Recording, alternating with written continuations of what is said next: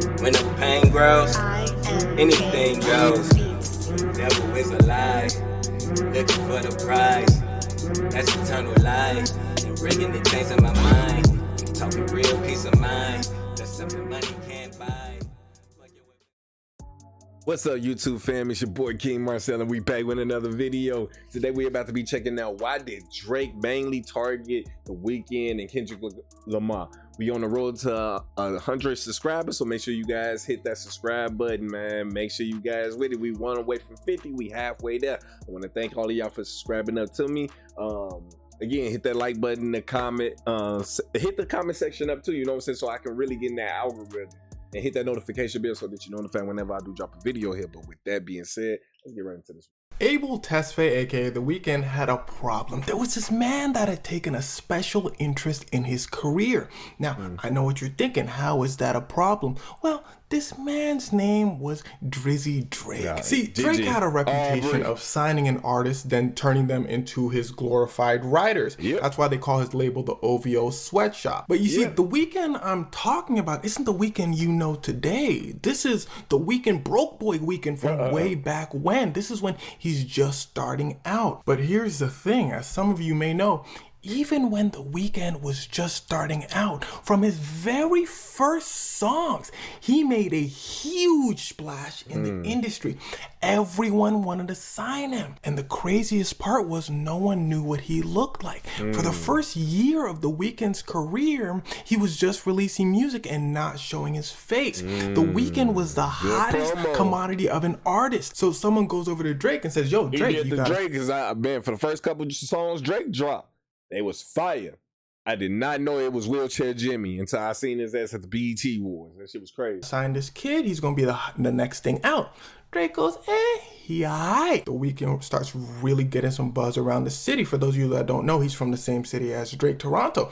Drake starts saying, okay, he might be pretty good. He starts playing The Weeknd on his radio. He starts giving The Weeknd compliments here and there. And he eventually gets a meeting with The Weeknd. The Weeknd says, appreciate you, bro. But I don't really want to sign to you respectfully. Drake goes, that's not a problem. I'm not a sensitive guy.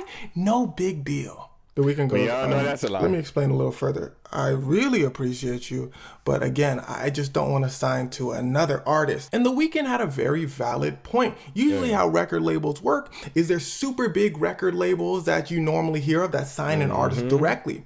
Then there's artist record labels wherein artist kind of signs you, but they are still signed to their label. So you have to give your money to that artist, and then that artist gives their money to their label. Some of you may know Travis Scott's Cactus Jack Records, some of you may know Drake's OVO, and there's a bunch of artists at this time that had record labels of their own. But there was a key factor to these labels. All the artists under them would never be as big as the artists who own the label. On top of that, you giving your money to an artist and then a record label. And on top of that, they don't even have time for you because they have their whole own career to worry about. Drake goes, all good bros you love. And hey, you know what I just thought of? That'd be fun. Stupid, like, man, nobody should be getting 360 deals nowadays, man. When we living in a day and age where you could just upload your video and have it push. But then it's that thing too that we want to try to act like that it's not paper pushers behind the scenes pushing, you know what I'm saying, feeding the algorithm, you know what I'm saying? Like pushing your music literally at the tap of a button. So that's something too that we gonna have to start like getting into and figuring out too. Like these gatekeepers can't keep being gatekeepers. We finna have to knock their ass. And The Weeknd goes, what? Drake goes, if you came to a concert of mine and just hung out. The Weeknd goes, okay, that sounds like a good idea. Now, at this point, The Weeknd, his face is out and he's a huge sensation, like top upcoming artist at this point. They go on Drake's stage. Drake goes, shout out to my boy The Weeknd. He taking over right now. Fun fact, he might be signing to me very soon. But shout out to The Weeknd. He a bitch. No, Drake goes, no. Hey, shout out to my dog The Weeknd, bro. Drake says this like 2 or 3 more times just out and about in the city.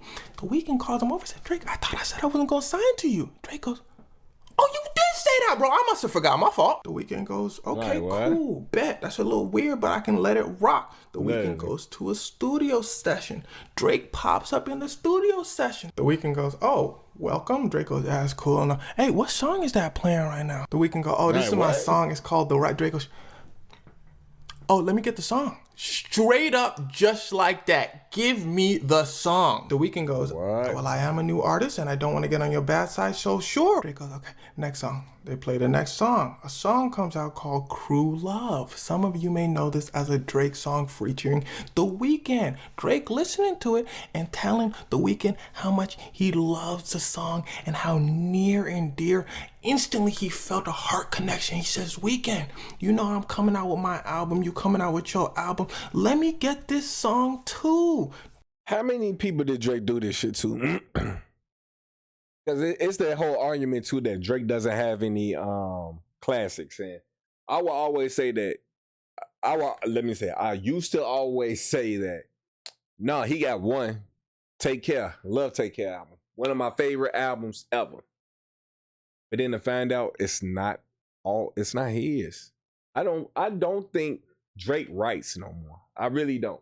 To know that he was doing this shit all the way back then, Wayne told him, keep on with singing the girls and that nerdy shit, bro. And he couldn't do that. Once he started trying to do too much, trying to be too much, he passed his pen and notepad over to the fellas, man. That shit crazy. Go, oh, snap. Drake go, don't worry about it. It's going to be a feature for you. You going to be on my album, bro.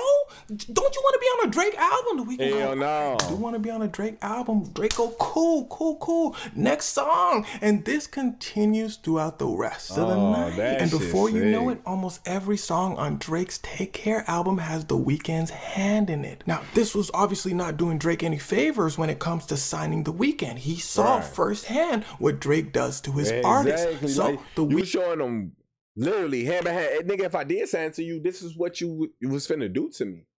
And it's the fact that you acting like I am finna sign to you and you already still trying to do this to me. You wildin', my nigga. Signs with Republic Records. Drake gets very upset and posts online, you owe me a favor. So The Weeknd goes, a favor? And this seemed to be The Weeknd's last straw. He goes into an interview and says everything I just said. How you think I know that Drake went over to his studio? He tells the world that, hey, Drake be taking people's songs. And this didn't help Drake very much because Drake was getting in trouble for ghostwriting allegations. A lot of other people were coming out saying, yo, Drake is taking my song. Drake is taking my song. Drake is in the rap world. Like he's not. Ghostwriting and the rap world don't really mix like that. But all of a sudden, they're BFFs again. Bygones, cool. Psych, stupid. Here's where it starts to get wicked. If there's one thing you're gonna learn when you hear the name Drake in the media, is Drake is very insecure. Man, we gonna start the new thing on here on this channel right here, right now. We calling Drake the Snake. He a snake, man. He literally named after a motherfucking dragon. But you ain't no motherfucking dragon, boy. You a snake. You crawl on your belly, nigga. You a belly nigga. Eddie, this is no flame. Check this out. So the beef sparks up between him and The Weeknd again for the same reason that the beef between him and Kendrick started. Well, because The Weeknd and Kendrick were rising up very quickly, and he felt that they owed him their careers. He took Kendrick on his first tour ever. Kendrick started getting accolades all over the place from the rap world. This started it up between them. The Weeknd starts getting accolades from the pop world. It was like both of his worlds were collapsing at the same time. But see, the problem is he didn't realize he was competing with a monster. This is The Weeknd about to explode. The Weeknd comes out with a song you probably know called The Hills.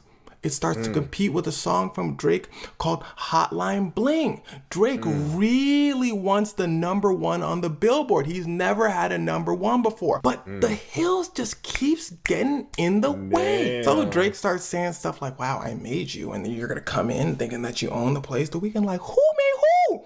Like what? Say no names, but I'm saying I made you. That's all I'm saying. The Weeknd said... Like Drake, what? You really don't understand, do you? Drake go understand what? The Weeknd go, I just finished an album. It's called Starboy. Drake goes, so I release albums all the time. The Weeknd go, You don't understand what this album's gonna do. Draco, you just a regular artist. You not that. Starboy comes out, and it becomes one of the greatest selling albums of all time and propels The Weeknd into top 3 musicians. The Weeknd go, great, my career solidified. Draco, you not that good. The Weeknd go, all right. Remember when I told y'all Drake took some of my songs before? I forgot to tell y'all, he took half of my original album and put it on Drake. Take Care. He took... Oh yeah, fuck this nigga Drake. You literally took half this man's album. And you think you the number, you've been claiming you the #1 rapper, bro, when that's the only project you got that can damn near come the closest to being a classic, bro. Man, get this nigga. Like all of my songs. Everyone looks at Drake. Drake goes, damn, I didn't know he was snitching.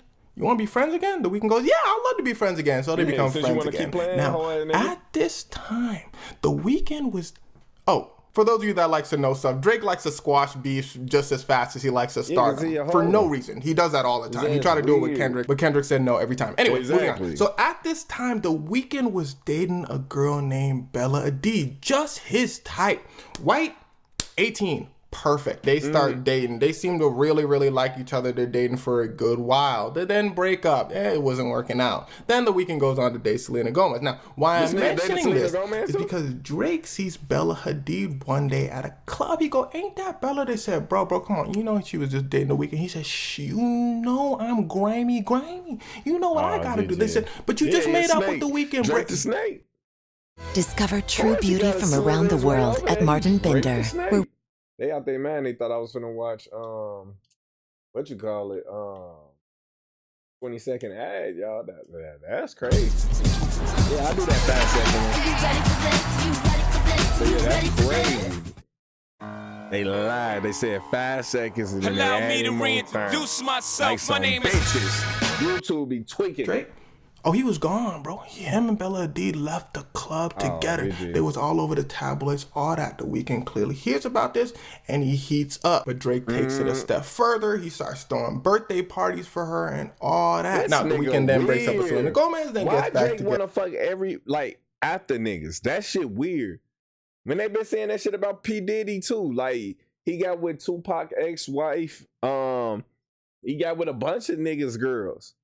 Why do y'all want to fuck girls that been fucked by other niggas you know? That shit's weird. It's really creepy. It's really creepy. And the females that go and do it, you know what I'm saying? A hoe gonna be a hoe.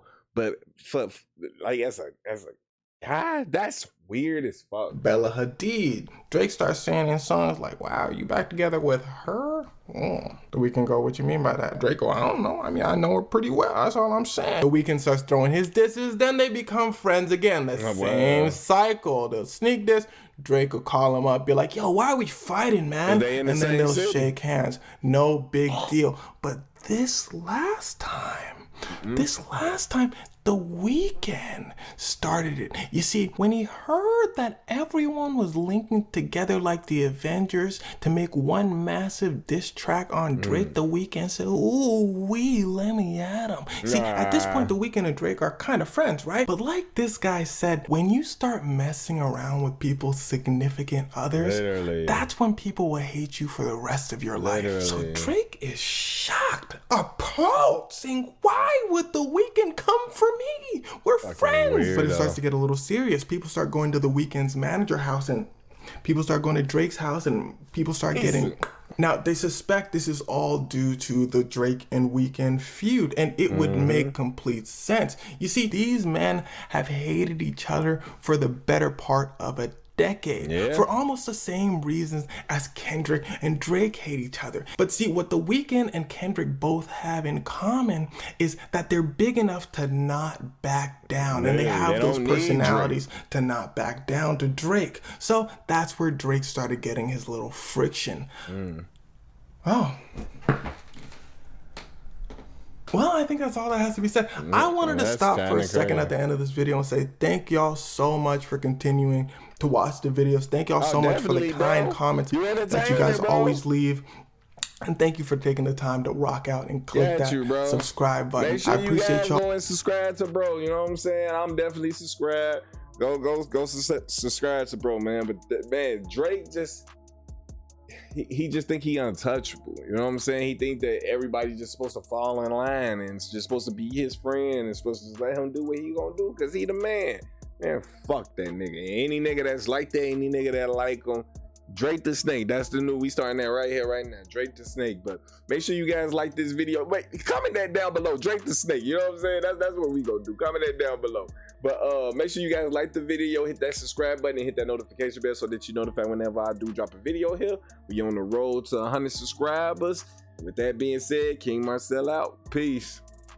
When the pain grows, anything goes. Devil is a lie, looking for the prize. That's eternal life. And bringing the things in my mind. Talking real peace of mind. That's something money.